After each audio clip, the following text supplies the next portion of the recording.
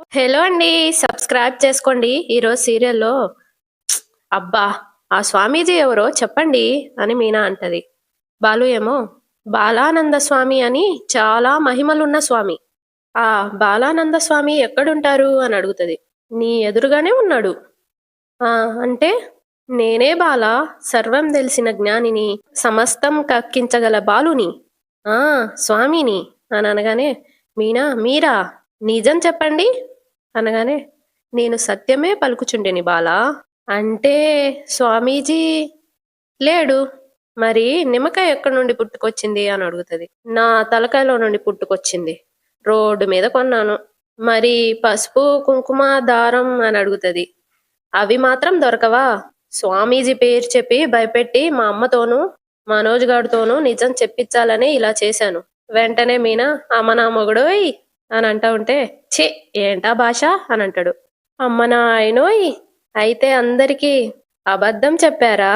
వెంటనే బాలు నిజం చెప్పించాలనే అబద్ధం చెప్పాను. అబద్ధం చెప్పి ఉచ్చు బిగించాను. ఈ నిమ్మకాయతో పని జరుగుతుందంటారా అని అంటది. కావాలంటే చూడు మనోజ్ గాడు చిన్నప్పటి నుండి మహా పిరికోడు. అసలు ఇప్పటికే వాడికి బాగా తడిసిపోయి ఉంటుంది. చూస్తూ ఉండు వాడే బయటపడతాడు అని అనగానే అని మీనా నవ్వుకుంటది. ఇక నైట్ మనోజ్ ఇంకా ప్రభావతి రూమ్ లో మాట్లాడుకుంటూ ఉంటారు.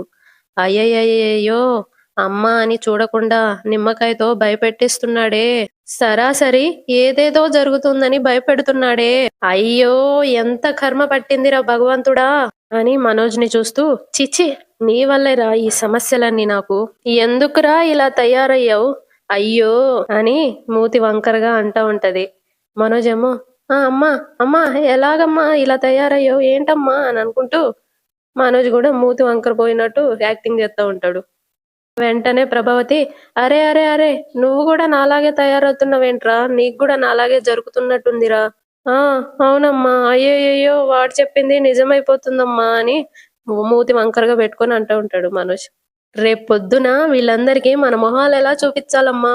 అందరు కలిసి మనల్ని చంపేస్తారమ్మా ఇప్పుడు ఏంటమ్మా మన పరిస్థితి అని ఏడుపు మొహం పెట్టుకుని అంటా ఉంటే ప్రభావతి అయ్యయ్యో మనకిలా జరగాల్సిందే.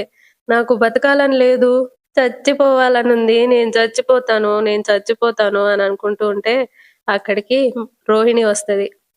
ఏమైంది ఏమైంది మీ ఇద్దరికి ఎందుకిలా అరుస్తున్నారు అని అంటా ఉంటే ప్రభావతి అమ్మ రోహిణి మమ్మల్ని చూడమ్మా అన్నీ వాడు చెప్పినట్టే జరుగుతున్నాయి. మనోజేమో రోహిణి ఆ బాలు చెప్పినట్టు జరిగిపోతుంది. మా ఇద్దరికి ఆ లక్షణాలు వచ్చేసినాయి. మాకు భయమేస్తుంది రోహిణి. ఇప్పుడు ఏం చేయాలో తెలియడం లేదు రోహిణి అని అంటా ఉంటే రోహిణి అరవకండి ముందు సైలెంట్ గా ఉండండి. మీ ఇద్దరికి ఏమీ కాలేదు అని అనగానే ప్రభావతి అదేంటమ్మా అలా అంటావు వాడి మొహంలో మార్పు స్పష్టంగానే కనిపిస్తుంది కదా. మనోజేమో అమ్మకు కూడా వాళ్ళు అన్నట్టుగానే జరుగుతుందిగా రోహిణి. మేము బాధపడతామని నువ్వు ఇలా చెప్తున్నావు కదా అనగానే రోహిణి అదేమీ లేదు. పచ్చకామర్లు వచ్చిన వాళ్ళకి లోకమంతా పచ్చగానే కనిపించినట్టు మీరిద్దరూ ఒకళ్ళని చూసి ఒకళ్ళు అలా ఫీల్ అవుతున్నారు అంతే. ప్రభావతి నిజంగానే మా ఇద్దరికి ఏమీ కాలేదా? కాలేదని చెప్తున్నాను కదా అత్తయ్య. ఒక్కసారి కావాలంటే మీరు అద్దంలో చూసుకోండి అనగానే ఇద్దరెళ్ళి అద్దంలో చూసుకుంటారు. ఒరే జరగరా అని చూసుకుంటారు. నువ్వు ఉండమ్మా అని మనోజ్ నెట్టేసి మనోజ్ కూడా చూసుకుంటాడు. బానే ఉందమ్మా. బానే ఉంది. అమ్మయ్యా ఆ బాలుగాడు చెప్పినట్టే జరిగిపోయిందేమో అని చాలా భయపడ్డా రోహిణి. మనోజ్ ఏమో నేను కూడా చాలా భయపడ్డాను. ఎందుకు మీరిద్దరూ అంత లోతుగా ఆలోచిస్తున్నారు? మీకేం కాలేదు ధైర్యంగా ఉండండి. మీరెళ్ళి ప్రశాంతంగా పడుకోండి. అంతేనంటావా అని ప్రభావతి అంటది. అంతే అత్తయ్య వెళ్ళండి వెళ్ళి పడుకోండి అని రోహిణి అంటా ఉంటే మనోజ్ కూడా వెళ్ళమ్మా అని అంటాడు. ప్రభావతి వెళ్ళిపోయాక రోహిణి మీరు చేసే ఈ హడావిడి వల్లే మీరే దొంగతనం చేశారని ఇంట్లో వాళ్ళకి తెలిసిపోతుంది. ఎందుకు ఇలా ఓవర్ యాక్షన్ చేస్తున్నారు? ఏమో రోహిణి ఆ నిమ్మకాయని చూసినప్పటి నుండి నాకు చాలా భయమేస్తుంది. నిద్ర కూడా పట్టట్లేదు అని అంటా ఉంటే రోహిణి మీరు నిజంగానే బాలు చెప్పిన మాటలు నమ్ముతున్నారా? అసలు తను ఎప్పుడైనా గుడికెళ్ళి మొక్కడం లాంటివి చూసావా? ఏదో షాపులో దొరికిన ఒక నిమ్మకాయ తీసుకొచ్చి నోటికొచ్చినట్టు మాట్లాడుతున్నాడు. దానికి మీరు భయపడుతున్నారు. మనోజ్ ఏమో రోహిణి తెల్లారేదాకా నాకు ఈ భయం ఇలాగే ఉంటుంది. అదే వద్దు అంటున్నాను. మీరు భయపడకుండా ధైర్యంగా ఉండండి. తనేం చేయలేడు. ఆ నిమ్మకాయ కూడా మిమ్మల్ని ఏమీ చేయలేదు. మీరెంత భయపడితే మీరంత తొందరగా బయట పడిపోతారు. మీ భయమే మీ శత్రువు. నువ్వు మొదటి నుండి ఇంతే. ఏం చూసినా ఇలాగే భయపడుతూ ఉంటావు. ఇంత పిరికోడివని అనుకోలేదు. బాలు మాటలేం పట్టించుకోవద్దు. తెల్లారాక గూడా మీరు బానే ఉంటారు. అప్పుడు తను చెప్పినవన్నీ అబద్ధాలని తెలిసిపోతుంది. అర్థమవుతుంది గదా! సైలెంట్‌గా పడుకో. మనోజేమో అమాయకంగా ఫేస్ పెట్టుకొని, అంటే నిజంగానే నాకేం కాదు కదా! ఏం కాదని చెప్పా కదా! ఎందుకు విసిగిస్తున్నావు? ఎక్కువగా ఆలోచించకు. కావాలంటే ప్రశాంతంగా పాటలు విను అనుకుంటూ రోహిణి బయటికెళ్తది. బయటికెళ్తా ఉంటే, ఏయ్! ఎక్కడికెళ్తున్నావు? అనగానే నాకొక ఫోన్ కాల్ ఉంది. వెళ్ళి మాట్లాడేసి వస్తాను అని అంటా ఉంటే, వద్దు రోహిణి, నువ్విక్కడే నాకు తోడుగా ఉండు అని చేయబట్టుకొని అంటాడు. రోహిణి, సర్లే ఉంటాను. నువ్వు భయపడకుండా పడుకో అనగానే పడుకుంటాడు. రోహిణి ఏమో ఫోన్ చేసుకుంటది రూమ్‌లోనే ఉండి. ఇటు శృతి వాళ్ళ రూమ్‌లో కూర్చొని ఆలోచిస్తూ రాస్తా ఉంటది. రాసుకుంటూ మళ్ళీ లేచి ఆలోచిస్తా అటు ఇటు తిరుగుతా ఉంటది. అప్పుడే రవి వచ్చి డాష్ ఇస్తాడు. శృతి బెడ్ మీద పడిపోతది. పిచ్చా వంటలబ్బాయి, నన్నే భయపెడతావా?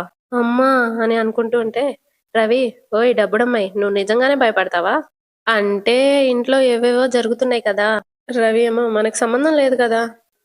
వెంటనే శృతి, మనం ఈ ఇంట్లోనే ఉంటున్నాం కదా! ఇంట్లో ఆ నిమ్మకాయ ఒక మంత్రగత్తెలా కనిపెడుతుంది. ఏ క్షణం ఎవరికి ఏమైతుందో అని టెన్షన్‌గా ఉంది. ఆ నగలు మాయం చేసింది నువ్వు నేను కాదు కదా! మనకెందుకు టెన్షన్ అని రవి అంటాడు. శృతి, స్క్రిప్ట్‌లో మాత్రం ఎపిసోడ్‌లో ఎండ్ బ్యాగ్‌లాగా రాసుకున్నాను. కానీ నెక్స్ట్ ఎపిసోడ్‌లో ఏం జరుగుతుందో రాయాలంటే మన ఇంట్లో ఏం జరుగుతుందో తెలియాలి కదా! అంటే నువ్వు ఇలాంటివన్నీ నమ్ముతావా? అని రవి అడుగుతాడు. నమ్మకపోయేదాన్ని. కానీ ఒకసారి మా నాన్న ఆఫీస్‌లో డబ్బులు పోయాయి. అవి మీ నాన్నే కొట్టేశాడా? అని రవి అంటాడు. ఏయ్! మా నాన్నకేం కర్మ? అప్పుడు ఎవరైతే కొట్టేశాడో వాడిని కనిపెట్టడానికి అందరం కలిసి ఒకతని దగ్గరికెళ్ళాము. హ! ఆ డబ్బులు ఎక్కడున్నాయో ఆ పర్సన్ కరెక్ట్‌గా కనిపెట్టి చెప్పాడు. అవి ఒక చెట్టు కింద గొయ్యి తీసి పాతిపెట్టారు. తవ్వితే నిజంగానే దొరికాయి. రవి ఏమో, అంటే మా ఇంట్లో గూడా నగల దొంగ ఎవరో దొరికిపోతారంటావా? ఆ నిమ్మకాయ ఇచ్చిన స్వామీజీకి నిజంగా పవరుంటే, మీనా నగలెవరు తీశారో ఖచ్చితంగా తెలుస్తుందిగా? పాపం మీనా. అటు నగలేసుకోకుండా అత్తయ్య చేసింది. నగలు లేకుండా అసలెవరో చేశారు. వాళ్ళెవరో దొరకాలని నాకు కూడా ఉంది. అని డోర్ తీస్తది. అక్కడ మీనా ఉంటది బయట. రా మీనా, సరిగ్గా నీ గురించే మాట్లాడుకుంటున్నాం. నువ్వే వచ్చేసావు. దేని గురించి శృతి? అనగానే నిమ్మకాయ గురించి. రవి, స్వామిది శక్తుల గురించి. నగల గురించి అని శృతి అంటది. నగలు కొట్టేసిన మనిషి గురించి అని రవి అంటాడు. బాలు స్వామీజీని కలిశాను అంటున్నాడు కదా! ఆ స్వామీజీ నిజంగా అంత గొప్పవాడా? అని శృతి అడుగుతది. మీనా డోరేసేసి, మా ఆయనే ఆ స్వామీజీ. ఏమంటున్నావు వదినా? స్వామీజీ అన్నయ్య ఏంటి? అవును, నిజంగా మీ అన్నయ్య ఏ స్వామీజీని కలవలేదు. మరి ఆ నిమ్మకాయ అని శృతి అడుగుతది. ఆయనే కొన్నారు. పసుపు, కుంకుమ కూడా ఆయనే కొన్నారు. ఎందుకు ఇదంతా అని శృతి అడుగుతది. ఇంకా అర్థం కాలేదా? నగలు మింగిందెవరో కనిపెట్టడానికి. రవి ఏమో, మనోజ్ అన్నయ్య భయపడి నిజం చెప్పేస్తాడనా? అవును అని మీనా అనగానే శృతి, ఈ ట్విస్ట్ బాగుంది. తరువాత నోట్ చేసుకుంటాను. నిజంగా ఈ ఐడియా వర్కౌట్ అవుతుంది. రవి, అవును, కొన్నిసార్లు వాళ్ళ భయమే వాళ్ళకి శత్రువులా మారుతుంది. శృతి ఏమో, వెరీ ఇంట్రెస్టింగ్ మీనా. నగలు మాయమైన కాడ్నుంచి ట్విస్టుల మీద ట్విస్టులు జరుగుతున్నాయి. ఏం జరుగుతుందో చూద్దాం అనంటది. మీ పెద్దన్నయ్య సరిగ్గా ఒప్పుకుంటారో లేదో తెలియదు గాని, ఆయన్ని గమనిస్తే ఆయన కళ్ళల్లో భయం స్పష్టంగా కనపడుతుంది. ఇంతవరకు బెడ్‌రూమ్‌లో నుండి బయటికి రాలేదు చూసారా? అని అంటా ఉంటే, శృతి, ఒక్కటి మాత్రం నిజం మీనా. నీ నగలు తీసుకొని, అమ్ముకొని, ఆ డబ్బులు వాడుకొని, ఆ నగలకు బదులు గిల్ట్ నగలు పెట్టడం మాత్రం పెద్ద క్రైమ్. అలాంటి క్రిమినల్స్‌కి ఇలాంటి టెక్నిక్స్‌తోనే బుద్ధి చెప్పాలి. ఆ విషయంలో మా ఇద్దరి సపోర్ట్ ఎప్పుడూ మీకే ఉంటుంది. బెస్ట్ ఆఫ్ లక్ అనంటది. రవి, ఏ క్షణంలో నిజం బయటపడుతుందో చూద్దాం అనంటాడు. మీ అన్నయ్య టైం చెప్పారు కదా! ఆ టైం కల్లా ఖచ్చితంగా నిజం బయటపడుతుంది. అని అనేసి మీనా ఎళ్ళిపోతది. శృతి ఏమో, ఇది మొత్తం నేను నెక్స్ట్ ఎపిసోడ్‌లో నోట్ చేసుకోవాలి. జరుగు అని వెళ్ళిపోతది. తర్వాత పొద్దున్నే మనోజ్ అలా వీల్ చైర్లో కూర్చొని ఉంటాడు పక్షవాతం వచ్చినట్టు. ప్రభావతి ఆయనకి ఏదో జ్యూస్ తాపిస్తూ నువ్వు గొప్పోడు అవుతావని, కోట్లు సంపాదిస్తావని ఎన్నో కలలు కన్నాను. చివరికి ఏం చేస్తాం, నీకు గతి పట్టింది అని జ్యూస్ పట్టిస్తా ఉంటే మనోజ్ అని అంటూ ఉంటాడు. అక్కడికి బాలు వెళ్ళి అయ్యయ్యయ్యో, ఇంట్లో జనాల మీద పక్షపాతం చూపిస్తే ఇలా వంటలో అన్ని పడిపోతాయి అని బాలు అంటాడు. అక్కడికి రవి, సత్యం కూడా వస్తారు. ప్రభావతి కోపంగా నువ్వు నోరు మూసుకోరా అక్కుపక్షి అని అంటది. వెంటనే సత్యం ఇలా మాట్లాడినందుకే వీడికి ఈ పరిస్థితి వచ్చింది. నీకు కూడా ఇలా జరిగితే అమ్మా కొడుకులిద్దరూ సైగ చేసుకుంటూ బ్రతకాలి. మీరు కూడా శాపనార్థాలు పెడతారేంటండి? ఏ సత్యం చెప్తున్న ప్రభా. రవి ఏమో అంటే అన్నానంటారు గాని దొంగల్లా బ్రతకడం ఎందుకు, ఇప్పుడు ఇలా జరిగిందని బాధపడ్డం ఎందుకు? నిన్న బాలు అన్నయ్య చెప్పినప్పుడైనా నిజం ఒప్పుకోవచ్చు కదా. బాలు నవ్వుతూ నేను పెట్టిన నిమ్మకాయ పవర్ ఇంతుంటుందని ఊహించలేదనుకుంటా. సత్యమేమో పోన్లేండ్రా, చేసుకున్నోళ్ళకి చేసుకున్నంత అని అంటాడు. బాలు ఏమో మోసాలు దొంగతనాలు చేసినోళ్ళకి అబద్ధాలు చెప్పొద్దని రాసిలేదా అని అంటా ఉంటాడు. అందరు నవ్వుతా ఉంటారు. ఇక కళ అనమాట అది, మనోజ్ కళ అనమాట అది. మనోజ్ బెడ్ మీద పడుకొని అట్లా కలగంటూ మూతి వంకర పోయినట్టు అలా చేస్తా ఉంటాడు యాక్టింగ్. నిద్రలో నుండి లేచి నాకేమైంది నాకేమైంది అని అద్దం దగ్గరికి వెళ్ళి చూసుకొని మూతి వంకరపోయింది, చెయ్యేమో అటుపోయింది, అంతా జారిపోతుంది అని ఏడ్చుకుంటూ అనుకుంటూ ఉంటాడు. మొదలైంది నాకేదో జరుగుతుంది అని రోహిణి దగ్గరికి వెళ్ళి రోహిణి రోహిణి అని అంటా ఉంటే అబ్బా ఏంటి మనోజ్ అని అంటది. లే రోహిణి, నన్ను చూస్తే నువ్వు షాక్ అవుతావు రోహిణి, నిద్ర వస్తుంది, నన్ను పడుకొని, నా నిద్ర చచ్చిపోయింది, ప్లీజ్ రోహిణి లే రోహిణి అని లేపుతాడు. రోహిణి లేచి అబ్బా నీ కంగారు నా చావుకొచ్చింది, చెప్పు ఏంటి నీ బాధ అని అంటది. నాకిలా అయిందని నీకు అసలు బాధగా లేదా అని అంటాడు. ఎందుకు అని అంటది. నాకిలా జరిగింది చూస్తుంటే నీకు బాధగా లేదా, మారిపోయావు, నువ్వు కూడా మారిపోయావు అని ఏడుస్తా ఉంటాడు. కట్టుకున్న మొగుడికి ఇలా అయింది అని అంటుంటే కనీసం బాధపడడం లేదు, నాకు ఇప్పుడు ఇంకా ఎక్కువగా బాధగా ఉంది అని ఏడుస్తా ఉంటే ఏహే నీకసలు ఏమీ అయిపోలేదు, నీకసలు ఏమీ తెలియడం లేదా, నా మూతి సాగిపోయింది, నీకు కనిపించడం లేదా, ఒక కన్నేమో ఉత్తరం వైపు ఇంకో కన్నేమో దక్షిణం వైపు చూస్తుంది, ఇది కూడా నీకు కనిపించడం లేదా? రోహిణి ఏమో అబ్బా ఇదంతా నీ భ్రమ, యు మీన్ మై డ్రీమ్ అని మనోజ్ అంటాడు. అవును, నువ్వు చేసిన పనికి బాను అన్న మాటలకి సింక్ అవ్వడం వల్ల నీకు అలా అనిపిస్తుంది తప్ప నీకేం జరగలేదు. మనోజ్ వాళ్ళంతా తడుముకుంటూ ఒకసారి సరిగ్గా చూడు రోహిణి అని అంటాడు. మనోజ్ నా కళ్ళు బాగానే ఉన్నాయి, నేను సరిగ్గానే చూస్తున్నాను, నీ కాళ్ళు చేతులు మొహానికి ఏమీ కాలేదు. మనోజ్ ఏమో నవ్వుతూ అంటే అంటే నేను బానే ఉన్నానా? హ ఉన్నావు బాబు, రేపు నేను 4-5 క్లయింట్లను చూడ్డానికి వెళ్ళాలి, నన్ను పడుకోనివ్వు అని దండం పెడుతుంది. మరి నా నోరెందుకు నా మూతెందుకు సాగిపోతున్నట్టు అనిపిస్తుంది? అంతా నీ భయము నీ కంగారు, ఇదంతా నువ్వు దొంగతనం చేయకముందుండాలి. ఛ నీ వీక్నెస్ తెలుసుకొని నీ తమ్ముడు నోటికొచ్చినట్టు ఏదో వాగితే అది పట్టుకొని నన్ను చంపుతున్నావు. మనోజ్ ఏమో అంటే నేను భయపడాల్సిన అవసరం లేదా, ధైర్యంగా ఉండొచ్చా? ఆ నిమ్మకాయ నన్నేం చేయదుగా, అది నిన్నేమీ చేయదు, నువ్వు నన్ను డిస్టర్బ్ చేయకు, ఆ పడుకో పడుకో, ఒకవేళ నా ముక్కు చూడు అని అంటా ఉంటే రోహిణి అబ్బా ఇంకోసారి నా నిద్ర డిస్టర్బ్ చేశావు అనుకో, ఆ ముక్కు పగులుగొట్టి చెయ్యి విరగ్గొట్టి తీసుకెళ్లి నువ్వే దొంగవని చెప్పేస్తాను అని అంటది. మనోజ్ ఏమో నవ్వుతూ వద్దులే వద్దులే నువ్వు పడుకో పడుకో అని అంటాడు. రోహిణి పడుకుంటది. మనోజ్ పడుకొని మళ్ళీ లేచి రోహిణి అని అంటా ఉంటే అబ్బా నువ్వు ఇక్కడ నుండి వెళ్ళిపో, అసలు ఇక్కడ ఉండొద్దు అని నెట్టేస్తుంది బయటికి మనోజ్ని. మనోజ్ మెల్లగా వెళ్ళి ఆ నిమ్మకాయ ఉన్న దగ్గరికి వెళ్ళి చూస్తా ఉంటాడు. అక్కడికి ప్రభావతి కూడా మెల్లగా వస్తా ఉంటది. తెలియకుండా మనోజ్ ప్రభావతి ఇద్దరు గుద్దుకుంటారు. ఇద్దరు నాకేం తెలియదు ప్రభావతి ఏమో మనోజ్ గడు చేశాడు నాకేం పాపం తెలియదు అని అంటా ఉంటది. అమ్మా అనగానే నువ్వా, ఒరే నిద్రపోకుండా రాత్రిపూట ఈ జాగారం ఏంట్రా, అంతా నీ వల్లనే, బంగారాన్ని నమ్మి మమ్మల్ని కూడా ఇబ్బంది పెడుతున్నావు అని అంటా ఉంటే నువ్వు మళ్ళీ మొదటికి రాకమ్మా, ఇదిగో ఈ నిమ్మకాయ సమస్య నుండి బయటకెలా పడాలో ముందు అది ఆలోచించు. ప్రభావతేమో, ఆ! నిమ్మకాయ తీసి బయట పారేద్దామా? మంత్రించిన నిమ్మకాయ కదమ్మా! దానికి చాలా శక్తులుంటాయి. ప్రభావతి అయ్యో! అనంటది.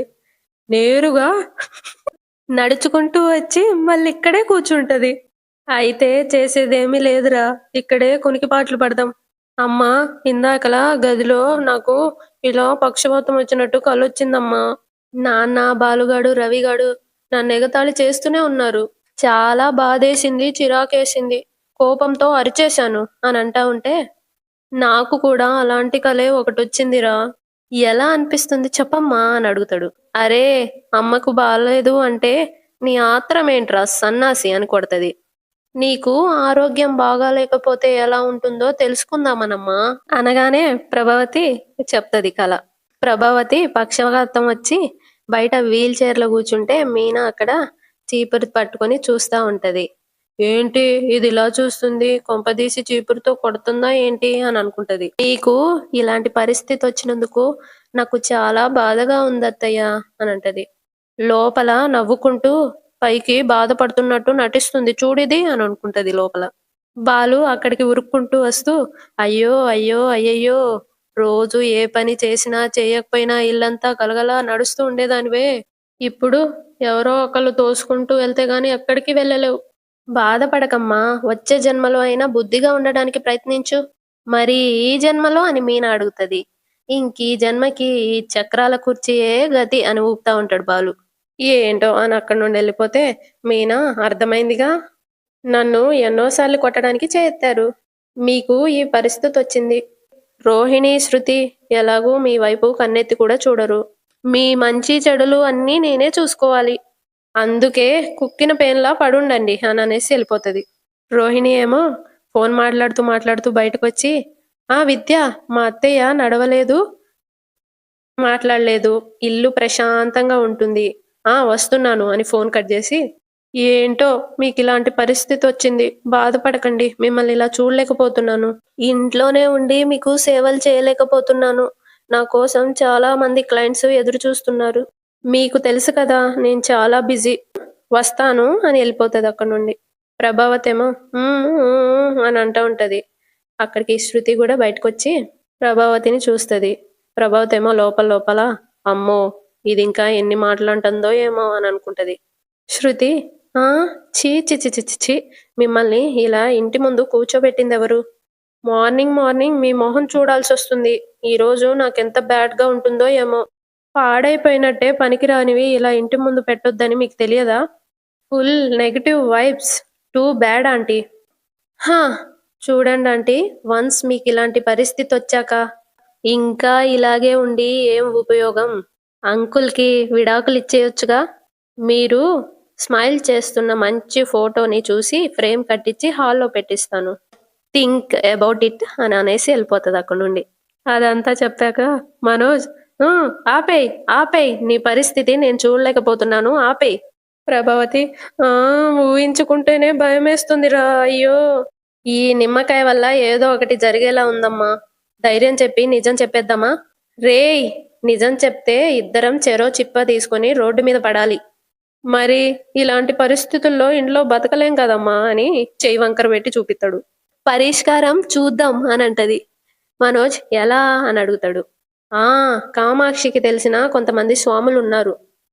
ఏ ఖాళీ టైంలో క్షుద్ర పూజలు చేసుకుంటుందా? అని మనోజ్ అంటాడు. అయ్యో! నువ్వు నోరు మూయ్. ఫోన్ చేసి మాట్లాడతానుండు అని ఫోన్ తీసుకొచ్చి చేస్తది. కామాక్షి ఫోన్ చూసి ఈ టైంలో ఈ వదిన ఫోన్ చేస్తుందేంటి? చెప్పొదినా అని లేచి అంటది.